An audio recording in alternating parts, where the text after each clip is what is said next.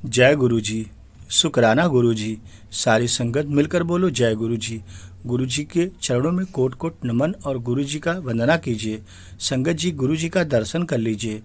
गुरु जी आपका और आपके पूरे परिवार का कल्याण करेंगे। जय गुरु जी। आइए संगत जी गुरु जी का बहुत ही अनोखा ब्लेसिंग भरा सत्संग सुनते हैं जो आपके जीवन में कल्याणकारी होगा। इसलिए इस सत्संग को संगत जी पूरा सुने, इग्नोर बिल्कुल ना करें। मैं जुगनू प्रसाद। जय गुरु जी। संगत जी मैं गुरु जी की शरण में 2014 में आई थी। इस दौरान उन्होंने मुझे बहुत कुछ दिया और मेरे इकलौते बेटे की रक्षा की। यह सत्संग दीपा आंटी ने 2005 में सुनाया था। जाको राको साइया मार सके न कोई। आगे सुनते हैं। जय गुरु जी। गुरु जी दीपा आंटी को कैसे ब्लेस करते हैं। कुछ साल पहले एक पंडित ने हमें कहा था कि मेरे बेटे के 11वें साल में उसे कोई खतरा था। यहाँ तक कि पंडित ने हमें आने वाली विपत्ति की तारीख और समय भी लिखकर दे दिया था। संगत जी 20 जुलाई 2015 को। लेकिन मुझे उस पर दिव्य कृपा हुई और गुरु जी की शरण में आकर मैं चिंता मुक्त हो गई। जय गुरु जी। गुरु जी की अद्भुत कृपा हुई हमारे साथ। जैसे जैसे वो तारीख करीब आ रही थी मुझे डर लग रहा था कि कहीं पंडित की बात सही न हो जाए और मेरे बेटे की मृत्यु हो न जाए।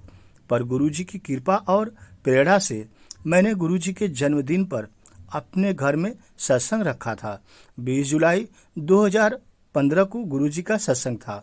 उस दिन मेरे बेटे ने गुरुजी का लॉकेट पहना और मैं बहुत खुश थी कि गुरुजी उसके साथ हैं, तो भला कौन क्या कर सकता है। लेकिन पंडित की बातें मन में बार बार काट भी रही थीं कि कहीं हो न जाए। जय गुरु जी।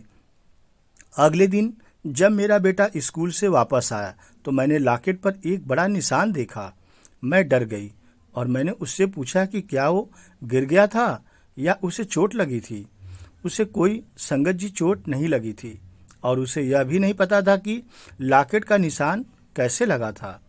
संगत जी मैं फौरन समझ गई कि उस पर आने वाली विपदा गुरुजी ने अपने ऊपर ले ली थी, क्योंकि कहा जाता है जब गुरुजी अपनी संगत का कल्याण करते हैं और संकट बड़ा हो, विपत्ति बड़ी हो, तो गुरुजी स्वयं उस संकट को अपने ऊपर ले लेते हैं और अपनी संगत का कल्याण कर देते हैं। यह गुरुजी की अद्भुत लीला होती है और ऐसा बहुत बार देखा गया है। मैंने संगत जी गुरुजी का शुक्रिया किया, लख लख शुक्राना किया और जैसे जैसे 20 जुलाई करीब आ रही थी मेरा तनाव और बढ़ता जा रहा था कि 20 जुलाई को पंडित ने कहा है कि मेरे बेटे की मृत्यु हो जाएगी। संगत जी उस तारीख से एक दिन पहले मैंने घर में पूजा की, गुरुजी का कड़ा प्रसाद बनाया और गुरुजी को भोग लगाया। मेरे परिवार ने प्रसाद पर 2 बार गुरुजी के आशीर्वाद का पावन चिन्ह ओम देखा। जय गुरु जी। गुरु जी के आशीर्वाद से 20 जुलाई की तारीख आ गई और शांतिपूर्वक संगत जी वह तारीख निकल भी गई। मेरे और मेरे परिवार के साथ होने के लिए और सदा हमारी रक्षा करने के लिए मैं गुरु जी का लख लख शुक्राना करती हूँ, कोट कोट शुक्राना करती हूँ। हे गुरु जी मैं आपसे बहुत प्यार करती हूँ। गुरु जी की जय हो। गुरु जी की ऐसी ही कृपा हमेशा बरसती रहे। संगत जी 20 जुलाई की तारीख आ गई और पंडित की बातें झूठ निकली। मेरे बेटे को कुछ नहीं हुआ। गुरु जी ने उसकी रक्षा कर ली। गुरु जी ने मेरे बेटे को बचा लिया। ऐसी गुरु जी की अद्भुत कृपा हुई। संगत जी 2016 की बात है, जून की। शल्य चिकित्सा के बावजूद गुरुजी ने मेरी माँ की गरिमा की रक्षा कैसे करते हैं, चलिए सुनते हैं। जय गुरु जी। संगत जी इस सत्संग को अंत तक सुनते रहें, आपको गुरुजी जरूर ब्लेस करेंगे। जय गुरु जी। संगत जी 2013 में हम गहरा धक्का लगा हमें, जब अचानक हमने अपने पिताजी को खो दिया था। हमारी माँ ने जीने की उमंग भी खो दी थी और उदासीन रहती थी, तनाव में रहती थी, चिंता करती थी। हम 4 बहनें पूरी कोशिश करती थीं कि अपनी माँ को खुश रखें, पर उनकी हालत में कोई सुधार नहीं हो रहा था। बार बार पिताजी को याद करती थीं। संगत जी हम चारों बहनें बहुत ही परेशान थे, रोते भी थे, माँ को लेके बहुत चिंतित भी होते थे। लेकिन गुरुजी का दर तो बहुत बड़ा है। यहाँ आने के बाद तो गुरुजी सबको खुशियाँ देते हैं, यह सोचकर मन में एक खुशी भी जागती थी। संगत जी, 1 साल के बाद जून 2014 में माँ के नाक के पास और दाहिने गाल में दर्द की शिकायत की। यह सोचकर कि दर्द सर्दी जुकाम के कारण होगा, हमने ज़्यादा माँ के बात पर ध्यान नहीं दिया। संगत जी में लेकिन उल्टा हो गया, मगर माँ का दर्द बढ़ता गया और हम उन्हें अपने घरेलू डॉक्टर के पास ले गए। जुकाम की दवाइयों से कोई राहत नहीं मिली थी और फिर उनके एक्सरे कराए गए। हमें एक्सरे की रिपोर्ट न्यूरोलॉजिस्ट को दिखानी थी और संजोग से मेरी बड़ी बहन की सहेली न्यूरोलॉजिस्ट थी जिसने वो रिपोर्ट देखी थी। जय गुरु जी। उसने हमें MRI कराने की सलाह दी, जिससे पता लगा कि एक आक्रामक ट्यूमर था जो उनकी गाल की हड्डी पर तेजी से बढ़ रहा था। संगत जी, हमें माँ को दिल्ली में एक बड़े अस्पताल ले जाने की सलाह दी गई। एक भी दिन बर्बाद किए बिना मेरी बहन माँ को दिल्ली ले आई। उन्होंने माँ को 3 अस्पताल में 3 डॉक्टरों को दिखाया, पर सबका अनुमान एक जैसा था।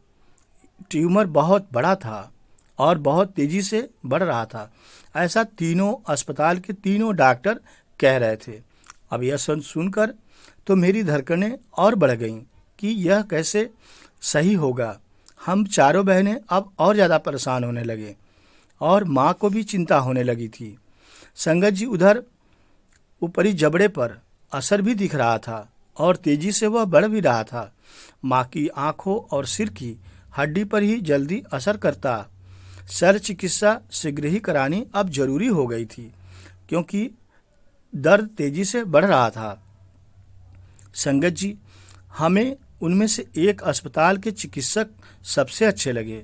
जिस चिकित्सक को माँ की शल्य चिकित्सा करनी थी, उसने हमें सारी स्थिति समझाई। क्योंकि ट्यूमर बड़ा था, डॉक्टर को गाल को काट कर उस तक पहुंचना था। गाल की हड्डी जिस पर टिकी होती है हटाई भी जाती है। इसका परिणाम यह होता है कि ऑपरेशन के बाद माँ का चेहरा विकृत हो जाता, उनका गाल अपनी आकृति खो देता और आँख के नीचे लटक जाती। माँ की आंखों की रोशनी भी जा सकती थी। चिकित्सक ऑपरेशन वाले बृहस्पतिवार को कराने के लिए बोल रहे थे। 3 दिन बाद हम बहुत दुखी थे। हमारी माँ की उम्र 74 साल की उम्र थी और हम माँ को खोना नहीं चाहते थे, इसलिए बहुत चिंतित थे कि आगे क्या होगा। संगत जी, हमने अपनी माँ को रूप को लेकर बहुत सचेत थे। जब हमें उन्हें ऑपरेशन की आवश्यकता से अवगत कराते हुए तो माँ बहुत दुखी होती हैं। जब हमने माँ से बात की तो वह चुप रहीं।